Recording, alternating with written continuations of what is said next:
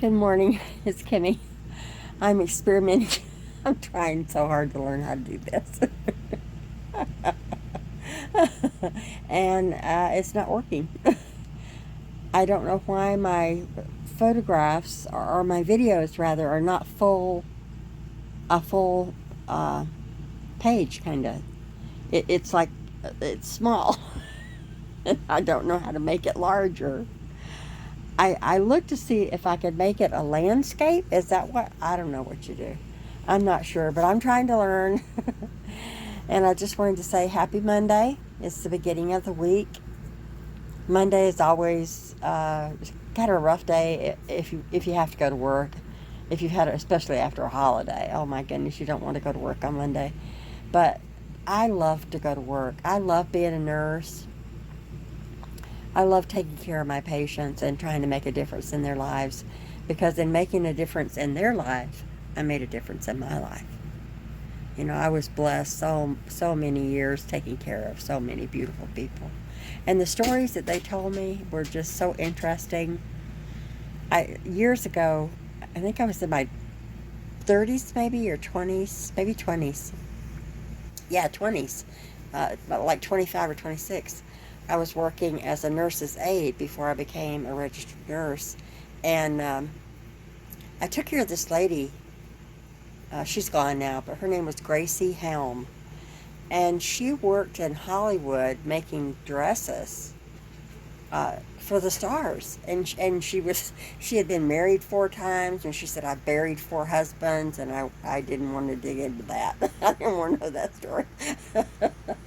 But I love to hear about her dressmaking. With was it Isadora Duncan? I can't remember. It was a long time ago. But she made some beautiful dresses, and she had amazing pictures, and talked about her life around the stars of that day. And it was just interesting. And I've had such interesting, you know, elderly people are interesting. They've lived a long life. And some of these people were in their 90s. So they have lived a very long life. They have something to offer. Older people have something to offer. I know that people are saying, that and I don't want to get political, but they're saying Biden is too old to be president. And I think, well, what about Mick Jagger? Are we going to tell him to sit down? He's 80. He was running across the stage a few months ago. But Biden is okay. I mean, he may have moments. We all have moments. I have senior moments. I'm 71, and I have senior moments. But it doesn't mean that I am not fit to serve. If I had to be a nurse, I would be a nurse. At 71 years old, I would. I would take care of people. I would know how to take care of people. I would know how to triage. I would know how to delegate. I would know that stuff. And I'm not that much younger than he is. Um, and Trump too. Trump is, what is he, 78? So they're both old, but they're the ones we have. So we have to get behind our candidate, and not age shame. I mean, or age discrimination. We're too good for that. We've been around too long for that. Our elderly people are a library, and they have a lot to offer and a lot to teach. And so we should let them teach, and let them, show, take care of us, because they will. We've been taken care of. This country is an older country. Our democracy is 250 years old, and we've had up years, we've had down years, but there is something about the spirit of the American people. We are strong. We can survive. We've already survived such terrible, terrible things, even on our own soil. The Civil War, um, just many, many, many wars that have been here. 9/11. There's a lot of things that have happened on U.S. soil. Uh, the Timothy McVeigh bombing in Oklahoma. the shooting at Sandy Hook. You know, there's so many, many terrible tragedies that we have had to overcome. And I know I'm missing, you know, some. I mean, there's so many that I'm missing them. But I'm 71 and I've lived through a lot of them. I was born in the early 50s. You know, I saw this kind of coming of age of the civil rights movement. I saw the Kent State. I saw the protests in Vietnam. My brother went to Vietnam, my older brother, and he made it back. And when he did make it back, he went to kiss the ground, and he got up and he started walking toward the gate, and people spat in his face. He was just spit upon. I can't hardly even talk about it because it's very upsetting the way we treated our Vietnam vets. And it's the reason that at 16 I started volunteering at the VA to take care of those Vietnam vets that were coming back. And it's part of the reason why I became a nurse, and it is definitely the reason that I became a Vietnam veteran counselor.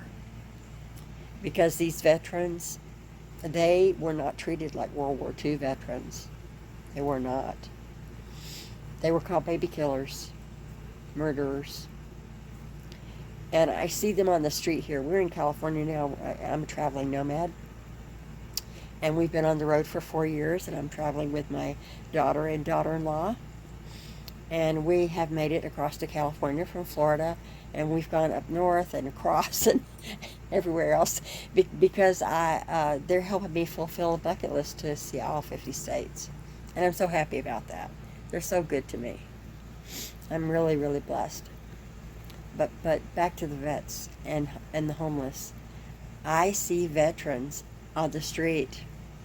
They're on the street without mental health help, without any kind of support at all.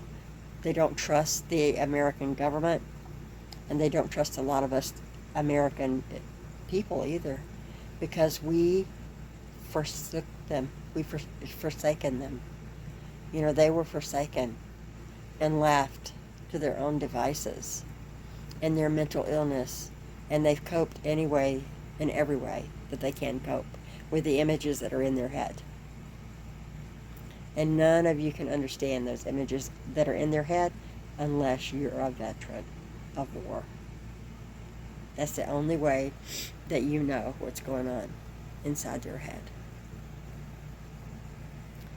So the next time you see a vet or you see a homeless person on the street that looks like they may be of a veteran age, treat them with respect. Buy them something to eat. Just talk to them. Treat them like the human beings that they are. The invisible humanity are the homeless.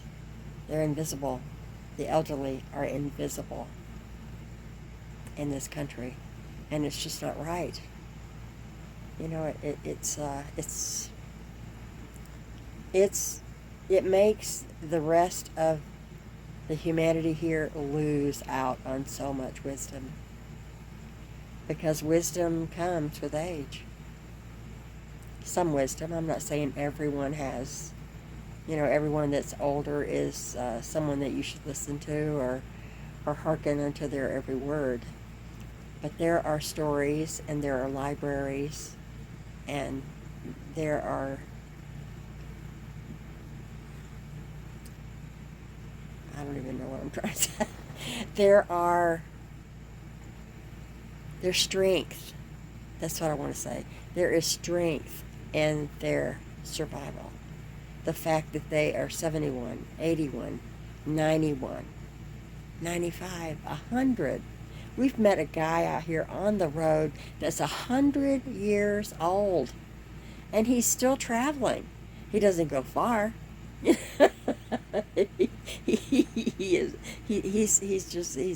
the greatest guy. He's a veteran. And he's just out here living his best life at 100 years old. And I'm living my best life at 71 years old. So my advice to you is find something that you are passionate about and do that.